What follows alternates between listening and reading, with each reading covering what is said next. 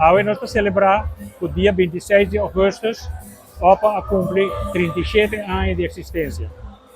Aceita danke na grupo de pensionados público que a reparar dia 26 de agosto de 1988 que nós mesmo temos representação e voz da comunidade de Aruba.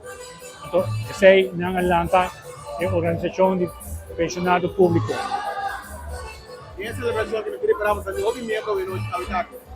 Sim, nós temos mais ou menos 350 membros e introduzidos.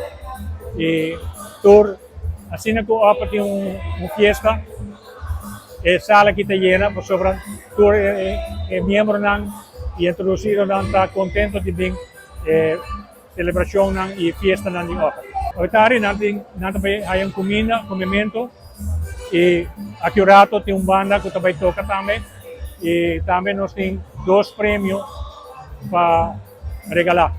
E uma organização que está existindo 37 anos acaba está Visa Hope e pior nossa organização está voz para pensionados no público e não está contente com nós temos.